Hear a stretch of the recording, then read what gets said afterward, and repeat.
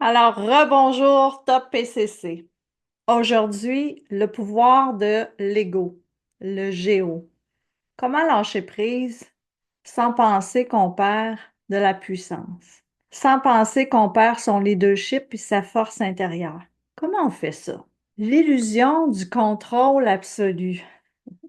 On ressent souvent le besoin de tout maîtriser, de jamais montrer de faiblesse, d'avoir toujours le dernier mot dans une discussion ou encore d'avoir le contrôle total sur son travail, sur ses relations, sur ses projets.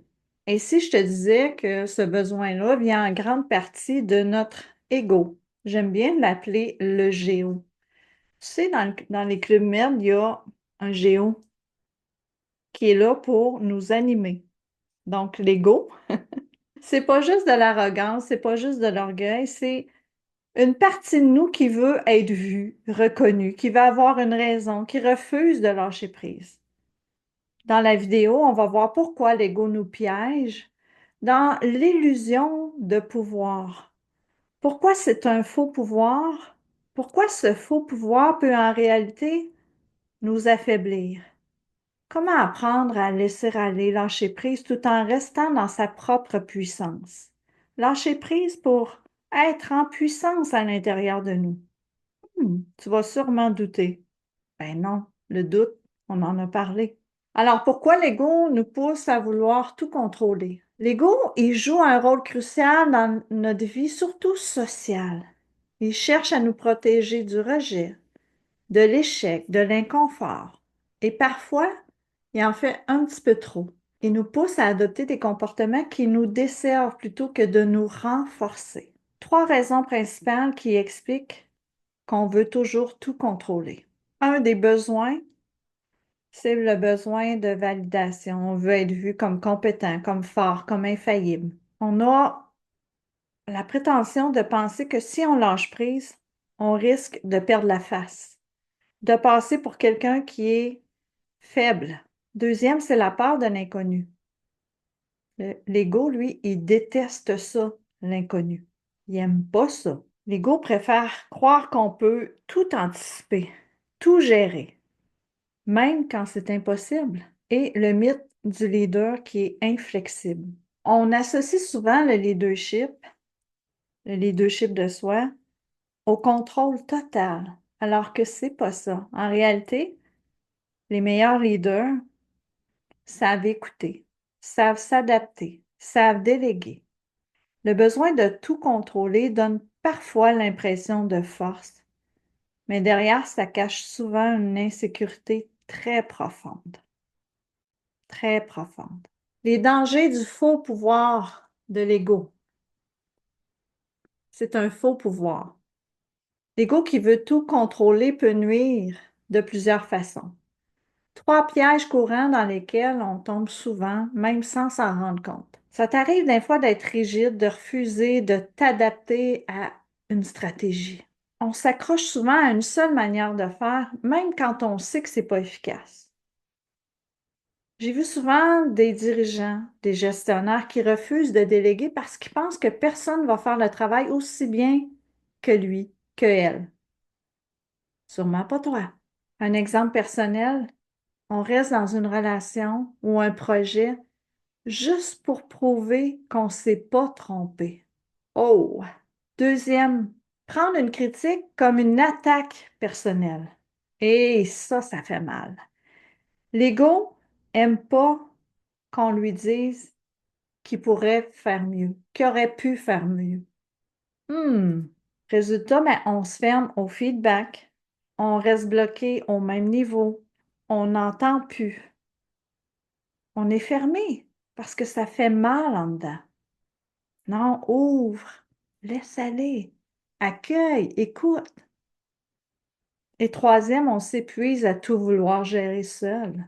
Parce que le contrôle excessif, ça demande énormément d'énergie. Plus on essaie de tout maîtriser, plus notre fatigue mentale s'accroît, notre fatigue émotionnelle s'accroît. Alors, vouloir tout contrôler, c'est comme tenir un verre d'eau à bout de bras, sans jamais pouvoir le déposer. Au début, tu vas trouver ça facile, mais au bout d'un certain temps, ça va devenir insupportable.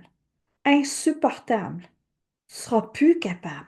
Alors, comment on lâche prise sans penser qu'on perd sa puissance? Lâcher prise, ça ne veut pas dire abandonner, ça ne veut pas dire être passif, c'est apprendre à choisir les combats, les batailles, à utiliser son énergie là où ça va être réellement utile. Réellement utile. Accepter que c'est pas tout qui dépend de soi. Faire la différence entre ce qui est sous ton contrôle et qui ne l'est pas. Simplement te posant la question suivante, est-ce que j'ai une influence directe sur cette situation? Si la réponse est non, arrête. Arrête d'y consacrer ton énergie. C'est la tienne, ton énergie, que tu disperses, qui est absolument inutile. Remplace le besoin de contrôle par de la flexibilité. Sois flexible. Être prêt à ajuster les plans au lieu de s'accrocher à la directive, la seule et unique vision. Accepte qu'un projet évolue au fur et à mesure qu'on avance, qu'il y a d'autres bonnes idées qui peuvent arriver, qui sont peut-être meilleures que les nôtres. Apprends à écouter sans chercher à convaincre l'autre, à imposer ton point de vue. Transforme la critique. Si tu reçois une critique, transforme-la en levier de croissance. Au lieu de voir une critique qui est une attaque. Non, regarde l'opportunité d'amélioration. Qu'est-ce que tu entends vraiment? Pose-toi la question si cette critique contient une information qui est utile pour moi. Quelle est-elle? Pratique ce que j'aime appeler l'abandon stratégique. Parfois, la meilleure décision, c'est d'arrêter le combat qui vaut tout simplement plus la peine. Savoir reconnaître quand persévérer et quand changer de direction. C'est de la sagesse. Cinquième, savoir s'appuyer sur les autres sans perdre son autorité. Le vrai leader, ça ne contrôle pas tout. Non, il s'entoure des bonnes personnes. Leur fait confiance. Apprendre à déléguer sans voir ça comme une perte de pouvoir. Déléguer, non, c'est faire confiance. Savoir demander de l'aide, exprimer ses besoins, sans penser que ça diminue ta valeur. Parce que souvent, quand tu vas exprimer tes besoins, tu vas penser que ça diminue qui tu es. Non, c'est être responsable de combler ses besoins soi-même et dénoncer ses besoins à l'autre. Alors, vraiment puissant, c'est pas celui ou celle qui contrôle tout. C'est celui ou celle qui sait où mettre son énergie et où lâcher pour avancer encore plus vite et plus en sagesse, plus sereinement. Alors, cette semaine, voici ton challenge. Si tu ne te sens pas visé, oublie le challenge de la semaine.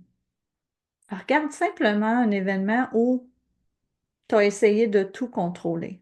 Et pose-toi la question, est-ce que la résistance qui est là en ce moment, est-ce que ça m'aide ou ça me fatigue? Est-ce que je disperse mon énergie ou est-ce que je reste focus?